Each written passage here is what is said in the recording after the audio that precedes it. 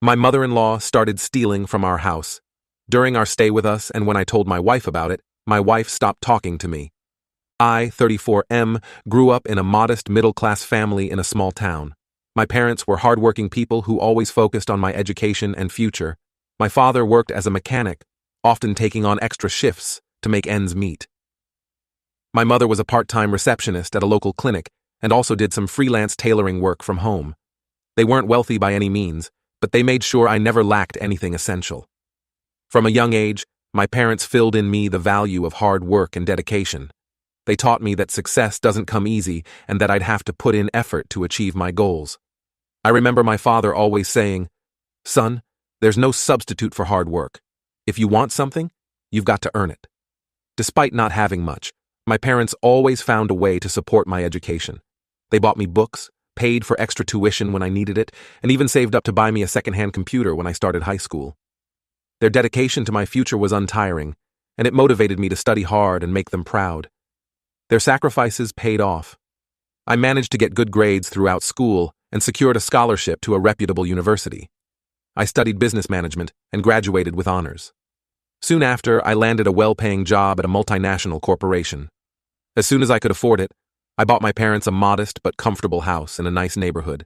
It was my way of showing gratitude for everything they'd done for me. The look of pride and happiness on their faces when I handed them the keys is something I'll never forget. About 5 years ago, my life took an interesting turn when I met Samantha, 32F, at an office seminar. She was from a different branch of our company, and we were both attending a training session on new management techniques. I was immediately drawn to her intelligence and wit. We started chatting during the coffee breaks and found we had a lot in common. After the seminar, we exchanged numbers and started meeting regularly. As we got to know each other better, I learned about her family background.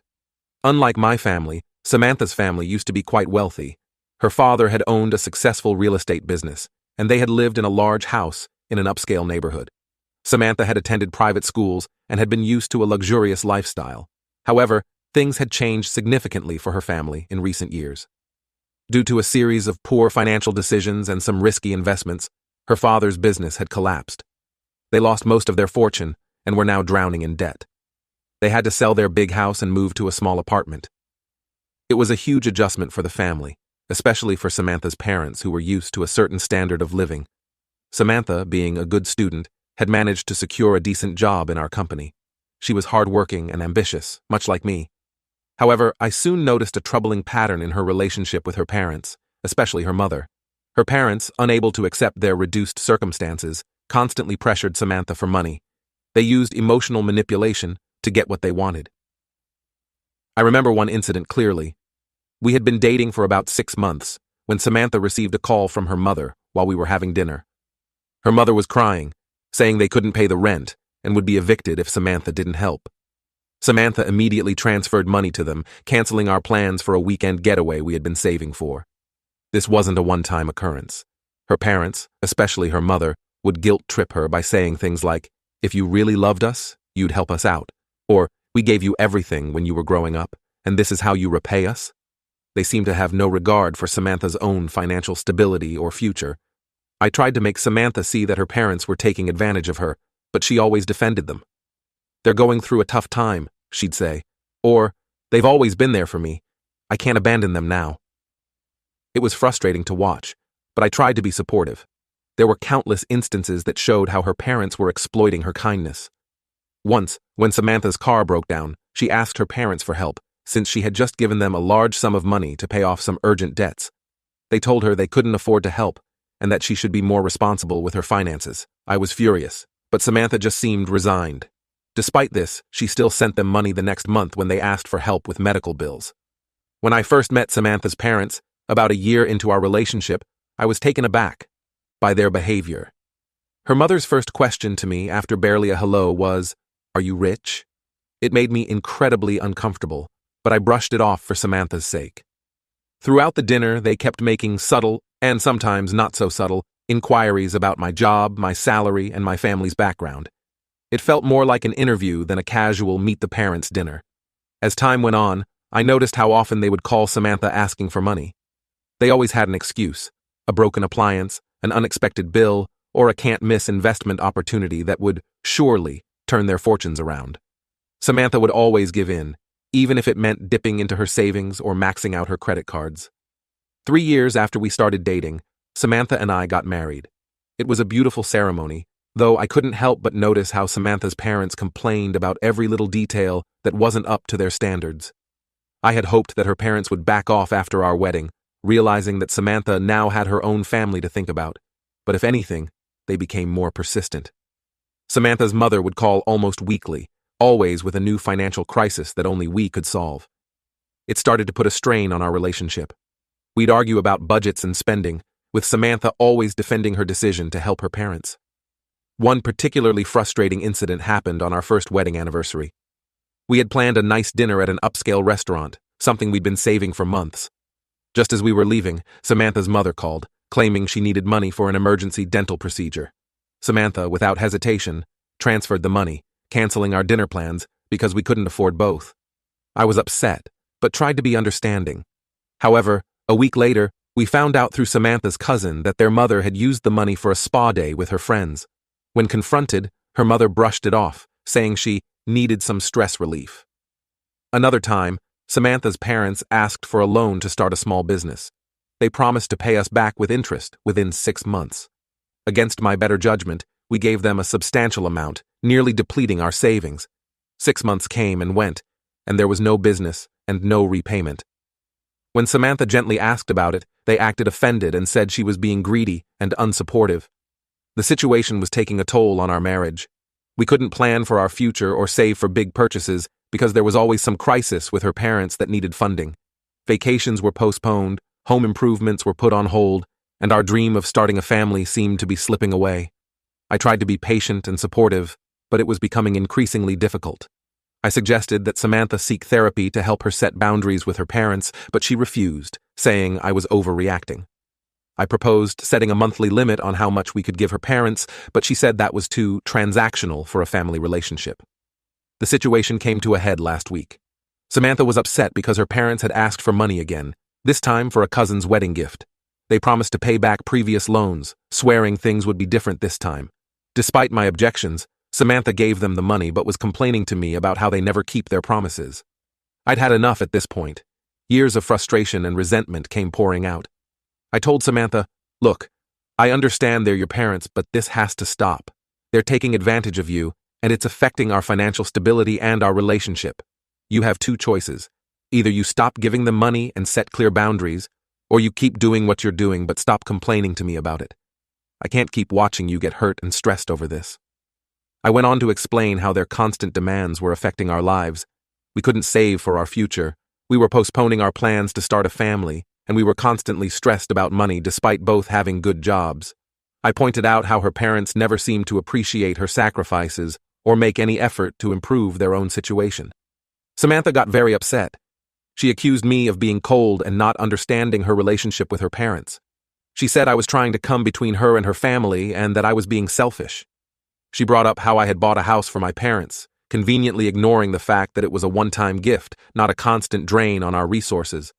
I tried to explain that I wasn't asking her to cut off her parents completely, just to set some healthy boundaries. I suggested we could help them find financial counseling or look into government assistance programs.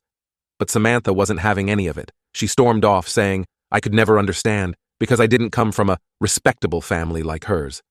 It's been a few days, and things are still tense between us. Samantha's barely speaking to me, giving me the cold shoulder and making passive-aggressive comments. Yesterday, I overheard her on the phone with her mother, promising to send more money next week. It feels like we're back to square one. I love my wife, and I want to support her, but I'm at my wit's end with this situation. I feel like I'm watching her be manipulated and taken advantage of, and there's nothing I can do about it. It's affecting our marriage, our future plans, and our day-to-day happiness. I've tried talking to my own parents about this, seeking their advice. They're sympathetic, but admit they don't know how to handle such a situation. My father suggested I try to talk to Samantha's parents directly, but I fear that would only make things worse. I'm starting to wonder if I'm the problem. Am I being too harsh? Should I just accept that this is how things are going to be and learn to live with it? But then I think about our future, about the family we wanted to start, and I feel angry and frustrated all over again. So, Reddit, Am I wrong for wanting to put our financial stability and our future first? Or am I being insensitive to my wife's family ties? I'm lost and could really use some outside perspective on this. Update. It's been 2 weeks since my last post, and I wanted to update you all on the situation with my wife and her parents. Things have taken a dramatic turn, and I'm still processing everything that's happened. After our argument about her parents' constant financial demands, my wife and I weren't on speaking terms. The tension in our house was intense. We slept in separate rooms and only communicated when absolutely necessary. I was hoping we'd eventually cool down and be able to have a rational discussion, but things took an unexpected turn. One evening, I came home from work to find my mother-in-law in our living room. My wife informed me that her mother would be staying with us for a week to help settle things between us. I was shocked and angry that my wife had made this decision without consulting me, especially given our current disagreement. However, I bit my tongue, not wanting to escalate the fight with my wife. The first few days of my mother-in-law's stay were uncomfortable, to say the least. She acted as if nothing was wrong, making herself at home in our space. I tried to be polite for the sake of peace, but I couldn't shake the feeling that her presence was making things worse, not better. As the days passed, I started noticing some strange occurrences around the house. Small items began to go missing. A watch I rarely wore, some cash I had in my desk drawer, even some of my wife's costume jewelry. At first, I thought I was just misplacing things due to stress. But then I noticed a pattern. Every time something went missing, my mother-in-law would return from her outings with new shopping bags. I tried to talk to my wife about this, but she brushed off my concerns. She said things like, "Mom's been through a lot. She probably just wanted to treat herself a little. It's not a big deal." Her dismissive attitude frustrated me, but I didn't want to push the issue without concrete proof. The situation came to a head about 5 days into my mother-in-law's stay. I was at work when I received a frantic call from my wife. She was in tears, barely able to get the words out. When she finally calmed down enough to speak, what she told me sent a chill down my spine. My wife had discovered that her mother had stolen her credit card and a significant amount of her jewelry, including some family heirlooms. Now, my mother-in-law wasn't answering her phone, and my wife didn't know what to do. I left work immediately and rushed home. When I arrived, I found my wife in a state of panic. She had torn apart the guest room looking for her missing items, but to no avail. I tried to calm her down and suggested we call her father to see if he knew anything. When we reached my father-in-law, he seemed genuinely surprised by the news. He said he hadn't heard from his wife all day, which was unusual. However, what bothered me was his immediate defense of her. He told us not to jump to conclusions or accuse her of anything. It was clear he was either in denial or complicit in her behavior. We spent the next few hours trying to reach my mother-in-law, but all our calls went straight to voicemail. We were about to call the police when my wife's phone rang. It was her mother. My wife put the call on speaker. Her mother's voice came through, sounding distressed, but with a flow of manipulation that I had come to recognize. She claimed she was at home and needed money urgently to pay off a loan shark. She swore she had borrowed money to invest in a sure thing, but it had fallen through, and now the lender was threatening her.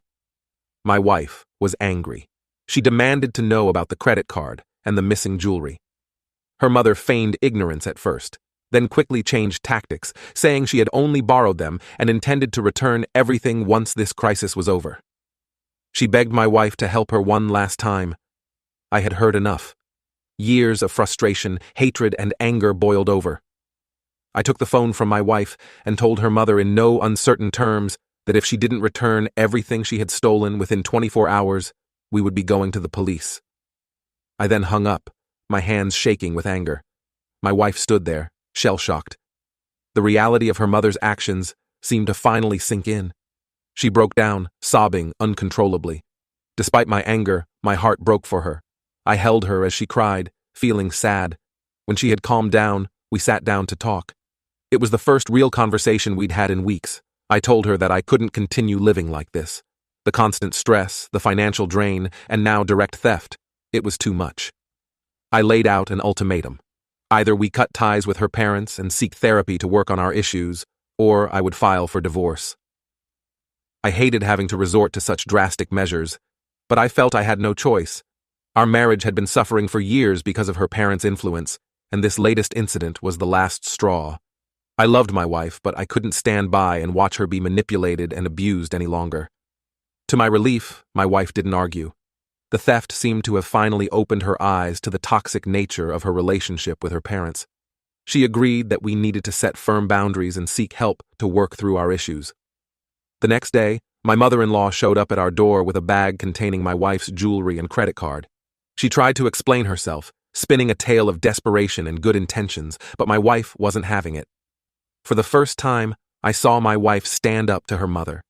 She told her that she needed help, but we wouldn't be the ones to provide it anymore.